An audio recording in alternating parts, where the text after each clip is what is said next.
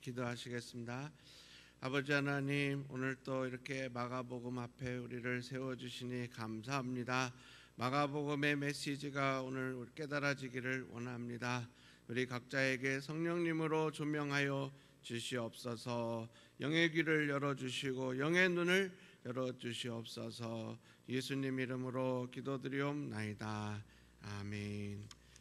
우리 사랑하는 여러분, 마가복음은 사도 베드로께서 로마인들을 대상으로 쓴 복음서입니다. 마가복음은 곧 오게 될 환란에 대비하여 로마의 크리스찬들에게 환란을 이긴 예수님을 모델로 제시하는 책입니다. 예수님이 참 하나님, 참 인간으로 이 땅에 오셔서 당당하게 환란을 이겨내시고 승리하신 것처럼 우리도 이기라는 그런 메시지가 마가복음 전체에 깔려 있습니다. 그래서 마가복음에서 가장 중요한 개념은 우주의 왕 되신 예수님, 우주의 왕. 예수님은 하나님 나라를 이 땅에 가져오신 온 우주의 왕이시다. 이것이 마가복음 전체를 꿰뚫고 있는 큰 주제가 되겠습니다. 우리 예수님은 이 땅에 우주의 왕으로 오셨는데 자신이 이 우주를 통치하는 왕이라는 것을 어떻게 보여주셨나요? 예수님은 병을 고쳐주시고 귀신을 쫓아내 주심으로 자신이 이 우주를 통치하는 왕이심을 보여주셨습니다. 병을 고쳐준다는 건 무슨 의미가 있나요? 바로 하나님 나라의 통치가 임한 것을 보여주는, 눈으로 보여주는 의미가 있습니다.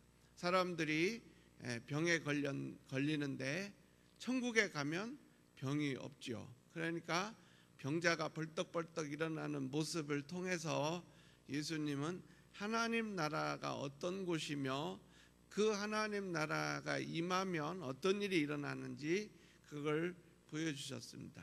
또 귀신이 하늘나라에는 없죠. 그러니까 귀신을 쫓아내심으로 말미암아 하나님 나라가 임하면 어떤 모습이 일어나는지 사람들에게 직접 눈으로 볼 수 있게 해 주셨습니다. 그래서 예수님은 질병을 고치시고 더러운 귀신을 쫓아내심으로 천국의 도래를 보여주셨습니다.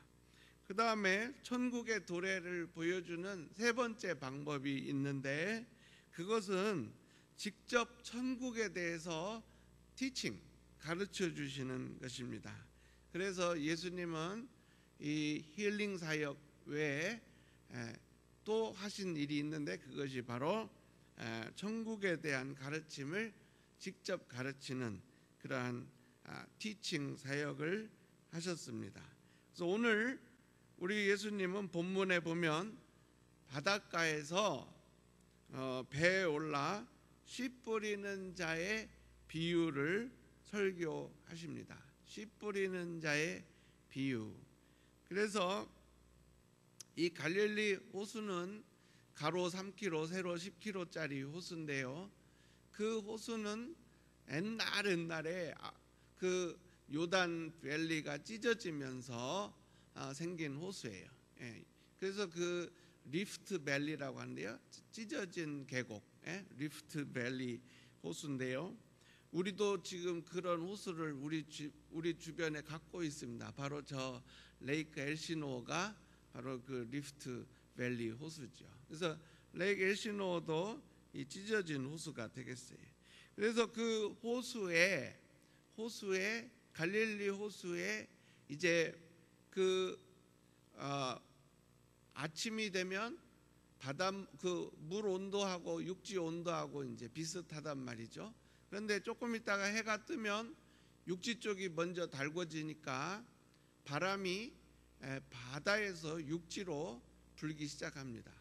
그러니까 우리 예수님이 배에 앉아서 강의를 하시면, 가르침을 베푸시면 바닷가에 사람들이 쫙 서 있으면 바람의 방향이 예수님의 목소리를 그대로 전달하는 바람이 되겠어요.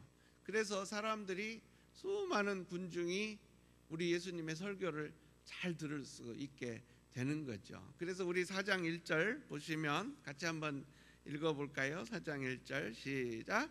예수께서 다시 바닷가에서 가르치시니 큰 무리가 모여들거늘 예수께서 바다에 떠있는 배에 올라 앉으시고 온 무리는 바닷가 육지에 있더라.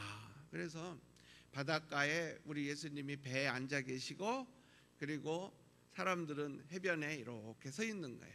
예. 그래서 그 수많은 군중들 앞에서 우리 예수님이 씨 뿌리는 자의 비유 설교를 하십니다. 이 씨 뿌리는 자의 비유는 바로 복음이죠. 이 씨는 복음입니다. 항상 성경에 씨 이렇게 나오면 복음이구나 그렇게 아시면 되겠어요. 그래서 복음이 즉 하나님의 말씀이 이 우리의 마음밭에 떨어졌을 때 어떤 반응을 보이는가, 그것이 바로 이 씨 뿌리는 자의 비유지요. 그래서 이 비유로 가르치시는, 비유를 영어로 parable이라고 하는데요. parable. 이 parable로 가르치시는 목적이 여러 가지가 있어요. 그게 뭐냐? 이 하나님 나라의 비밀을 그냥 말로 해서는 잘 못 알아듣거든요. 그러니까 이 비유를 통해서 쉽게 하나님 나라의 비밀을 알아듣도록, 그리고 또 그 군중 속에 섞여 있는 나쁜 사람들 있잖아요. 그 끈아풀들, 뭐 이런 바리새인들이 보낸 첩자들, 또 사두개인들이 보낸 첩자들은 그 나중에 보고서를 쓸 때 뭐라고 그러대? 그러면 재미있는 이야기 한 자로 들려주던데요. 이제 이렇게 쓰게 되니까, 그러니까는 두 가지 목적이 있는 거예요. 하나는 하나님 나라의 비밀을 성령님을 통해서 쉽게 전달하기 위해서 비유를 쓰셨고, 또 하나는 하나님 나라의 비밀을 보안 유지를 하기 위해서 비유를 쓰시는 거죠. 그렇게 해서 이제 우리 예수님이 씨 뿌리는 자의 비유를 이야기하시는데, 첫 번째 마음밭의 이름은 길가 같은 밭입니다. 이런 사람은 아무리 교회에 와서 설교를 들어도 그냥 아무 남는 게 없어요. 그냥 저 문을 나갈 때 싹 잊어먹는 거죠. 저 문 나갈 때 아마 뭐 설교 끝나고 찬양할 때 이미 싹 없어져 버린 거죠. 그래서 그 길가 같은 마음, 우리 4장 4절 같이 한번 읽겠습니다. 시작. 뿌릴새 덜어는 길가에 떨어짐에 새들이 와서 먹어버렸고. 그러니까 이런 사람은 영적인 일에 아무런 관심이 없는 사람입니다.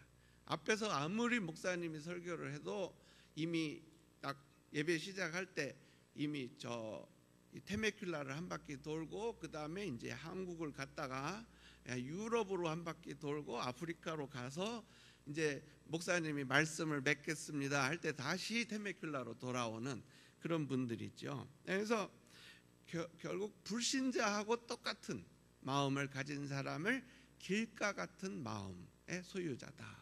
그 다음에 이제 두 번째 부류의 마음밭이 있는데요. 이건 누구냐? 바로 이미 무엇에 잔뜩 선점된 마음. 그러니까 뭐 건강, 아니면 뭐 재테크, 어떻게 돈을 잘 벌 것인가, 뭐 여러 가지. 어떤 사람은 옛날에 보면 공산주의, 뭐 북한이 훨씬 좋다, 뭐 하여튼 여러 가지 그런 선점된 마음을 가진 사람을 뭐라고 부르느냐? 여기 5절에 나와 있습니다. 이것은 그 얇은 흙 밑에 큰 바위가 있거든요. 그래서 아무리 씨를 뿌려도 처음에는 싹이 확 나는데 너무 그 흙이 얇아가지고 그냥 죽어버리는 거예요. 우리 5절 같이 한번 읽겠습니다. 시작. 덜어는 흙이 얕은 돌밭에 떨어짐에 흙이 깊지 아니하므로 곧 싹이 나오나 해가 돋은 후에 타서 뿌리가 없으므로 말랐고. 그래서 많은 크리스찬들이 무엇인가 이미 선점된 마음을 가지고 설교에 임하는 거예요. 예, 무엇인가 이미 선점된 마음을 가지고 성경을 읽을 때 절대로 말씀이 깊이 들어가지 못하는 거죠. 예, 그래서 저와 여러분이 해야 할 일이 뭐냐, 우리 마음속에 있는 그 뭔가 선점하고 있는 그 무서운 바위를 제거해야 해요. 이거 외에는 방법이 없습니다. 내가 갖고 있는 어떤 그러한 어떤 이데올로기, 그런 어떤 마음, 그런 걸 제거하지 않는 이상 설교가, 하나님의 말씀이 절대 뿌리를 내리지 못하게 되는 거죠. 그 다음에 세 번째 부류의 사람은 어떤 사람이냐, 땅도 깊고 굉장히 이게 좋은 옥토 같은 마음인데요, 문제는 이미 가시떨기가 자라고 있다는 데 있어요. 그래서 씨가 딱 떨어지면 와, 땅 좋네 하고는 씨가 뿌리가 확 나오면서 쭉 올라오는데 위에서 가시가 확 막아버리는 거죠. 이건 어떤 성도냐, 항상 세상 걱정으로 가득 차 있는 사람. 예, 그냥 내가 가스를 끄고 왔나, 세탁기는 새지 않나, 가든 호스는 터지지 않았나, 하여튼 그냥 교회에 와서도 늘 세상 걱정, 은행에 지금 잔금이 책이 잘 처리가 될 것인가, 이런 거. 예, 그래서 여기 그런 사람은 이 7절, 7절입니다. 우리 7절 한번 같이 읽어요. 시작. 더러는 가시떨기에 떨어짐에 가시가 자라 기운을 막음으로 결실하지 못하였고. 그래서 내 안에 있는 이 가시덤불을 치워야 해요. 이 물질에 대한 염려, 그리고 세상 근심, 그리고 건강, 이런 거 다 치워야 하나님의 말씀이 제대로 뿌리를 내리게 되는 거죠. 그렇게 해서 결국은 우리가 이 말씀을 받아들이기 위해서 꼭 필요한 작업이 회개라는 작업이 필요해요. 회개하지 않으면 아이고 목사님 저 넥타이는 와 삐뚤어졌노, 막 이제 이런 생각을 한다고 해요. 삐뚤어졌나? 그러고는 엉뚱한데, 그러니까 비본질적인데 자꾸 신경을 쓰는 거예요. 비본질적인 데다 신경을 안 쓰고 이 회개를 안 하면, 그래서 자꾸 자갈 같은 게 마음속에 생기고, 그리고 아까 말씀드린 가시덤불 같은 게 자꾸 생기는 거죠. 그래서 회개 작업을 거친 마음은 어떤 마음이냐, 바로 8절입니다. 우리 같이 한번 8절 크게 읽읍시다. 시작. 더러는 좋은 땅에 떨어짐에 자라 무성하여 결실하였으니 30배나 60배나 100배가 되었느니라 하시고. 그래서 설교를 들었을 때, 하나님의 말씀을 들었을 때 그것이 내 안에서 내면화 작업이 일어나 가지고 그 말씀에 대한 바른 반응이 나오는 거죠. 그렇게 해서 내가 불신자 전도를 안 했구나, 맞아 불신자 전도를 해야겠구나, 내가 우리 구역 식구들을 위해서 기도를 그동안 안 했구나, 아이고 내일 아침부터 새벽기도 나와야겠네, 이제 이런 어떤 그런 말씀에 대한 그 반응이 일어나야 거기서부터 30배, 60배, 100배의 결실이 맺히는 거죠. 그래서 우리 이 4장 9절 말씀이 바로 그겁니다. 아무리 이렇게 쉽게 이야기를 해줘도 못 알아듣는 거예요. 왜? 이미 그 마음이 길가 같은 마음, 돌밭 같은 마음, 가시덤불 같은 마음이기 때문에. 그래서 우리 예수님이 9절에 꼭 이 말씀을 하시죠. 우리 9절 한번 같이 읽어요. 시작.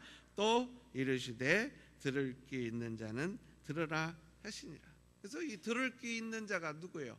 바로 성령 충만 받고 회개해서 마음속에 있는 그 바위를 깨버린 사람, 마음속에 있는 자갈들을 치운 사람, 마음속에 있는 가시덤불을 치운 사람이 들을 귀 있는 자가 되겠습니다.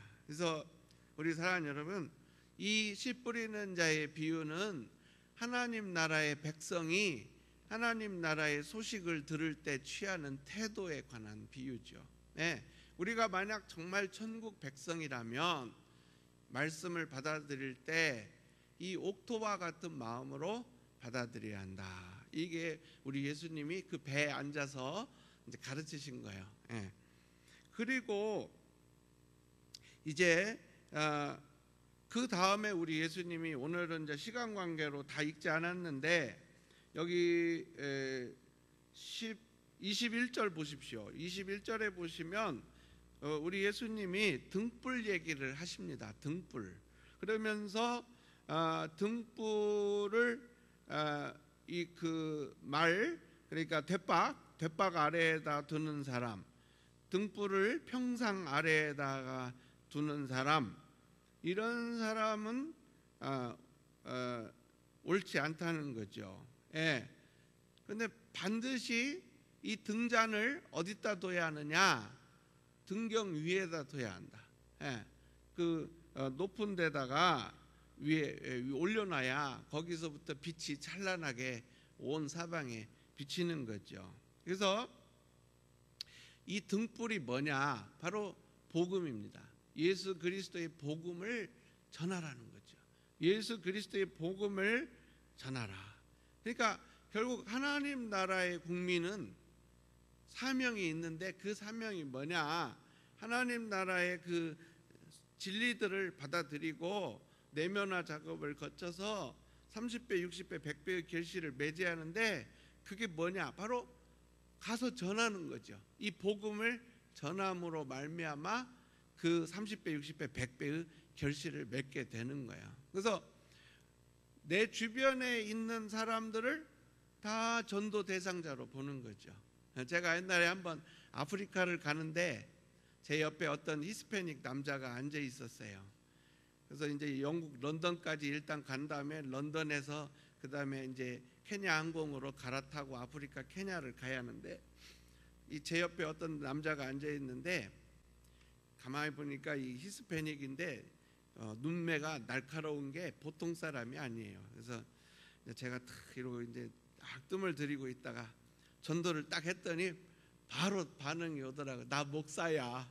그래서 그렇습니까? 목사님이십니까? 그 사람도 저한테 전도하려고 딱 기회를 노리고 있었죠. 그래서 얼마나 반가운지요. 근데 이제 그분 얘기를 들어보니까 옛날에 이 깽단 두목을 했더라고요. 그래가지고 이제 그 깽단에서 활동을 하다가 결국에는 변화 받아가지고 지금 이렇게 아프리카의 그 케냐 수도 아프리카 나이로비에서 동쪽으로 가면 바다가 나오는데, 그 바닷가에 몬바사라는 항구가 있는데 그 몬바사 항구에서 부흥 집회 초대가 왔다는 거예요. 그래서 자기가 지금 거의 간다고.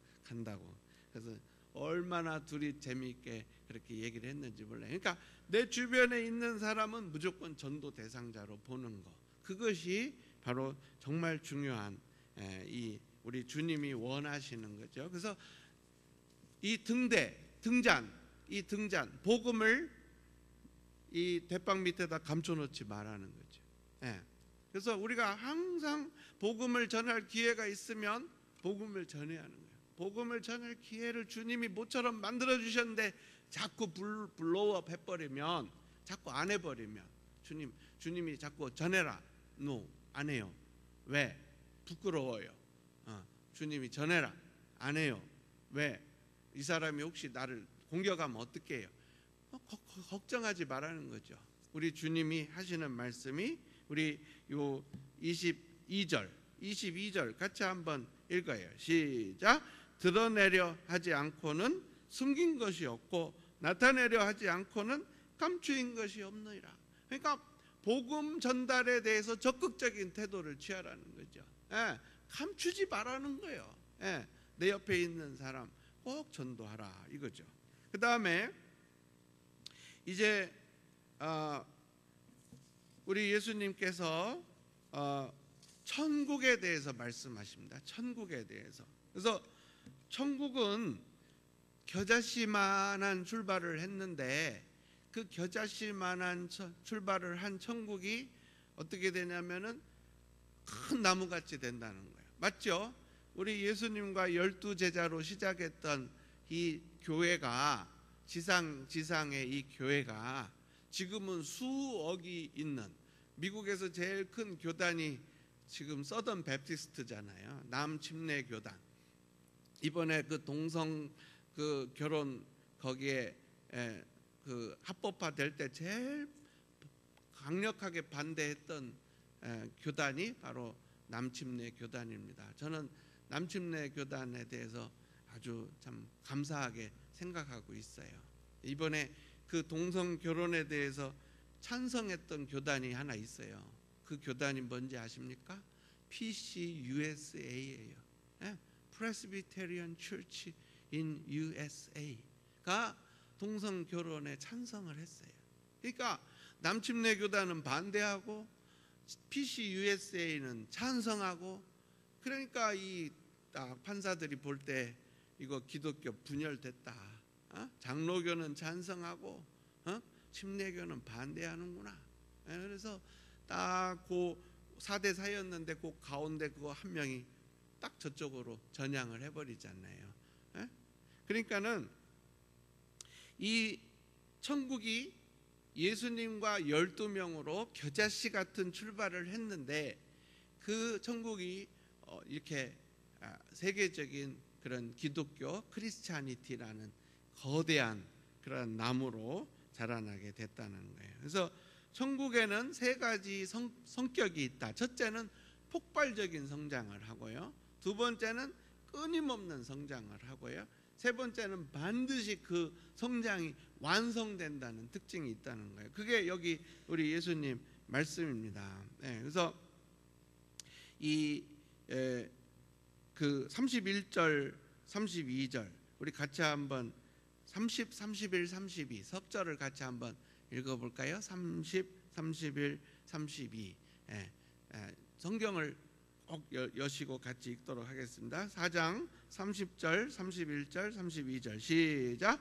또 이르시되 우리가 하나님의 나라를 어떻게 비교하며 또 무슨 비유로 나타낼까? 겨자씨 한 알과 같으니 땅에 심길 때에는 땅 위의 모든 씨보다 작은 것이로되 심긴 후에는 자라서 모든 풀보다 커지며 큰 가지를 내나니 공중의 새들이 그 그늘에 깃들일 만큼 되느니라.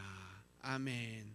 그렇게 해서 우리 예수님께서 이제 바닷가에서 배에 앉아 가르치시다가 그 다음에 또 제자들한테 개별적으로 설명을 해 주시다가, 그런데 여기에 좀 35절에 보시면 이제 그날 저물 때에 이런 말이 나와 있어요. 그러니까 이 마가가 그날 저물 때라는 표현을 썼는데 바로 그날이 언제냐? 바로 예수님이 바닷가에서 가르치시던 날이죠. 그래서 우리 예수님이 그날 하신 일이 굉장히 많습니다. 낮에는 바닷가에서 배 안에서 가르치시고, 그 다음에 제자들한테 이 비유 설명해 주시고, 그리고 나서 이제 복음 전파에 대해서 등불 얘기를 하시고, 또 10부 이 천국이 저절로 확장돼 가는 모습 이런 거 얘기하시고, 천국이 완성되는 모습 얘기하시고, 그리고 35절이 그날 저물 때 이렇게 되는 거죠. 그렇게 해서 우리 예수님이 하나님의 아들이시지만 이 땅에 오셔서 정신없이 눈코 뜰 새 없이 바쁘게 사역하셨다. 이걸 마가가 우리한테 보여주는 거예요. 그러면서 너희들도 예수님처럼 그렇게 릴렉스하고 인조이하지 말고 예수님처럼 부지런히 복음을 전파하라. 이 메시지가 이 속에 숨어 있는 거죠. 그래서 그날 저물 때 이제 저쪽으로 건너가자 해서 거라사로 가시고, 또 거라사에 가서 광인을 만나시고, 그 광인에게 붙어 있는 그 6천 마리나 되는 귀신을, 수천 마리 귀신을 쫓아내신 후에 21절 이 5장 21절에 보면은 예수께서 배를 타시고 다시 맞은편으로 건너가시다. 그러니까 그날 하루 동안에 엄청난 일을 하셨어요. 바다 이쪽에서 가르치시고 또 건너가셔서 귀신 쫓아내 주시고 또 건너오셨어요. 건너오셔가지고 그 12해 혈루병 앓던 여인을 고쳐주시고 죽은 회당장 야이로의 딸을 살려내신 거예요. 그러니까 이 4장과 5장 전체가 예수님의 어느 하루입니다. 근데 예수님이 이렇게 엄청난 일을 하시는 거죠. 하루 동안에. 예. 그러면 우리가 이걸 읽으면서 나도 정말 예수님처럼 부지런히 복음을 전하고 다녀야겠구나. 이제 그걸 우리가 배우게 되는 거죠. 그래서 4장 24절 25절에 보시면 이제 우리가 복음에 대해서 복음 전파에 대해서 갖는 태도가 결국은 우리가 하나님 나라에 갔을 때 심판 받을 때 상급 심판을 받을 때 평가 그 자료가 된다는 게 4장 24절과 25절입니다. 우리 4장 24, 25 한번 같이 읽어요. 시작. 또 이르시되 너희가 무엇을 듣는가 스스로 삼가라. 너희의 헤아리는 그 헤아림으로 너희가 헤아림을 받을 것이며 더 받으리니 있는 자는 받을 것이요 없는 자는 그 있는 것까지도 빼앗기리라. 그러니까 이 우리가 복음 전파에 대해서 적극적인 태도를 가지고 막 복음을 전하면 어떻게 되느냐? 나중에 하나님 나라에 갔을 때 그 우리의 헤아림으로 헤아리는 방식으로 우리가 헤아림을 받는다는 거죠. 그러니까 우리가 이 땅에서 복음에 대해서 어떤 태도를 갖느냐가 하나님 나라에서 우리에 대한 그 평가 기준이 되는 거죠. 평가 방식이 되는 거죠. 그렇게 해서 사랑하는 여러분, 정말 복음 전파를 위해서 최선을 다하시는 저와 여러분 되기를 바랍니다. 그래서 이 영적인 빈익빈 부익부 현상이 일어난다는 거예요.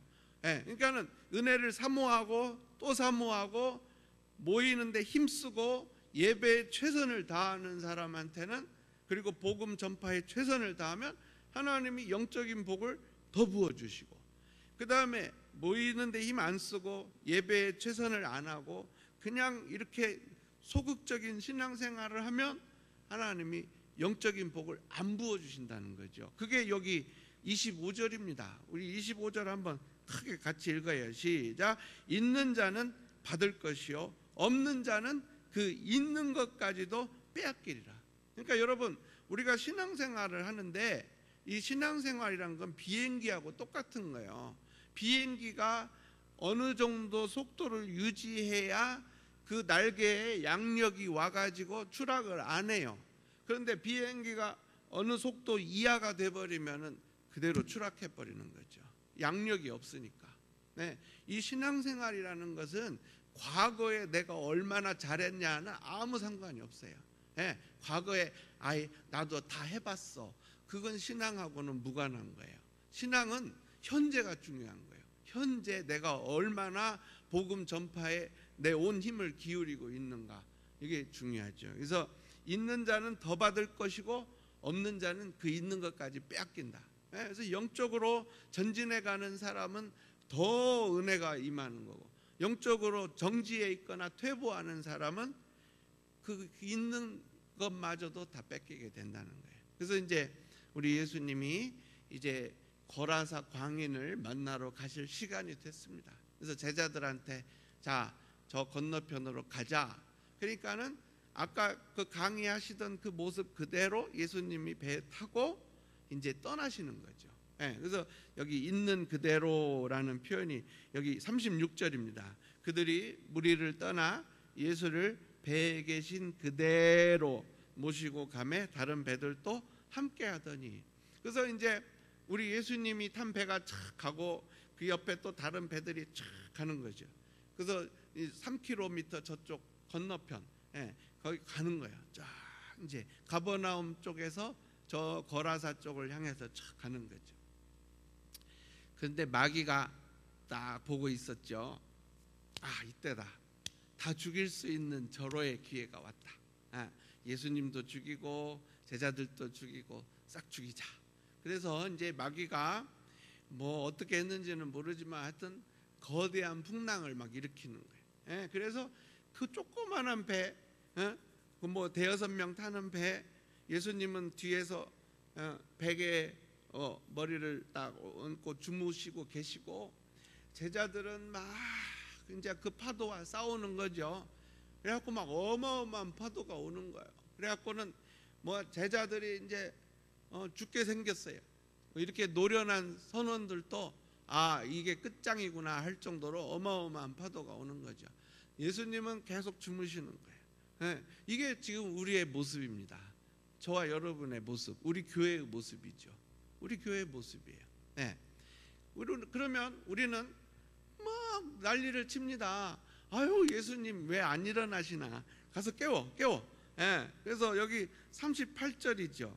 예수께서 고물에서 베개를 베고 주무시더니 제자들이 깨우며 이르되 선생님이요, 우리가 죽게 된 것을 돌보지 아니하시나이까?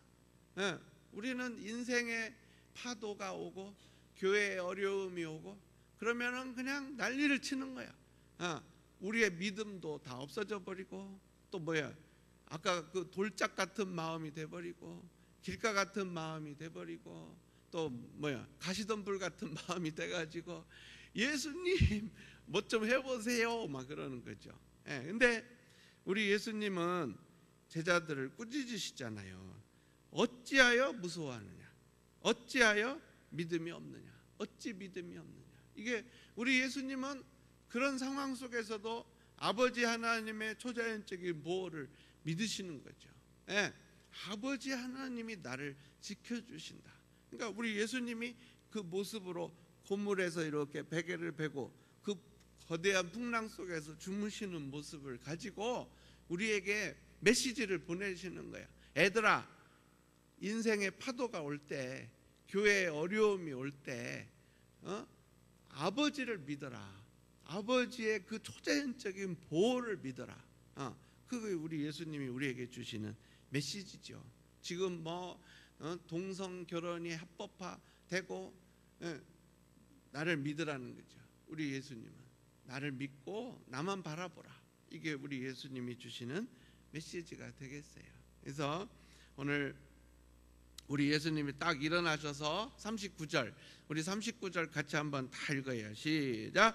예수께서 깨어 바람을 꾸짖으시며 바다더러 이르시되 잠잠하라 고요하라 하시니 바람이 그치고 아주 잔잔하여지더라. 그래서 이제 우리가 그리스어를, 헬라어를 잘 배우면 여기에 이제 이 39절에 사용된 동사들이 에오리스트 폼입니다. 아오리스트. 그러니까 과거에 순간적으로 동작이 끝난 그 단어를 썼어요. 동사 시제가 순간적으로 동작이 끝나는 동사 시제를 썼어요. 그러니까 그리스어를 공부해야 할 이유가 하나 있죠.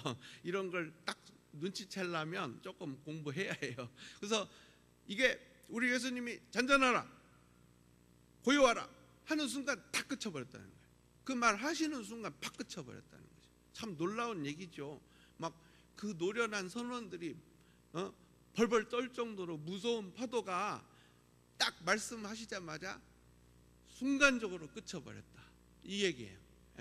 그러니까는 참 이제 그 제자들이 여러분, 만약 제가 그 배에 타고 있다가 일어나서 잠잠하라 고요하라 그랬는데 바람이 우 하다가 한 2-3분 후에 조용해졌다면 뭐 그럴 수도 있잖아요. 근데 이건 완전히 막 맥시멈으로 진동이 오는데 잔잔하라 하니까 딱 그쳐버렸다. 이건 분명히 이분이 보통 분이 아니라는 거잖아요. 이분은 하나님이시라는 게 순간적으로 확 느껴지잖아요. 그러니까 이 제자들이 덜덜덜덜 떠는 거예요. 떨면서 41절입니다. 우리 같이 한번 41절 읽어요. 시작. 그들이 심히 두려워하여 서로 말하되 그가 누구이기에 바람과 바다도 순종하는가 하였더라. 그가 누구이기에. 이게 마가가 혹은 마가에게 이 마가복음을 불러준 베드로 사도님이 우리한테 주시는 메시지예요. 로마가 지금 네로 황제가 미쳐가고 AD 64년에 큰 환란이 온단 말이죠. 그러니까는 베드로는 그걸 로마 성도들한테 말하고 싶었던 거예요. 엄청난 풍랑이 와도 걱정하지 말라는 거예요. 그냥 예수님만 쭉 바라보고 가라는 거죠. 복음 전파하면서 이겨나가는 거예요. 그러니까 우리에게도 똑같은 메시지입니다. 지금 미국 대법원이 동성 결혼을 합법화하고 또 이제 지금 제가 여기 편지에 썼잖아요. 여기 목회 편지, 이거 굉장히 긴 글을, 어마어마하게 긴 글을 이렇게 몇 줄로 줄인 겁니다. 그래서 이게 쓰는데 이게 시간 많이 걸린 거예요. 이거 읽어보시면 이제 두 번째 패러그래프 보시면 이제 미국 정부 IRS가 어떻게 하느냐, IRS가 지금 이제 칼을 빼기 시작합니다. 그래서 동성 결혼에 반대하는 교회와 신학교를 향해서 어떤 위협을 하느냐, Non-Profit Religious Organization 그 지위를 없애버리겠다는 거예요. 만약에 너희 교회가 교회 정관에다가 결혼은 한 남자와 한 여자의 결합이다, 이런 말을 집어넣기만 해봐, 너희 교회는 그 순간 세금을 내게 될 거야, 이거죠. 그러니까는 지금 달달 떨고 있잖아요. 만약 제가 지금 신학교를 운영하고 있는데 나라에서 세금을 때리면 학교 문 닫아야 한다고요. 이게 재정이 거의 50%가 날아갑니다. 그러니까는 이게 아주 무서운 협박이죠. 그래서 이런 일이 올 때 정말 노련한 선원들도 벌벌벌벌 떨 수밖에 없는 풍랑이 올 때 우리는 이 마가복음 4장에 나오는 예수님의 그 음성을 들어야 해요. 너희가 어찌하여 두려워하느냐, 너희가 왜 무서워하느냐, 왜 믿음이 어디로 갔느냐. 우리 사랑하는 여러분, 이제 하나님 나라의 통치 속에 사는 사람은 정말 이 마가복음의 메시지를 그대로 우리가 받아들여야 해요. 그래서 어떠한 시련이 와도, 어떠한 박해가 와도, 시련과 박해의 풍랑 속에서도 하나님의 아들이신 예수님이 우리를 붙잡고 계신다. 아멘입니까? 이걸 굳게 믿으시길 바랍니다. 그래서 최선을 다해서 전도해야 해요.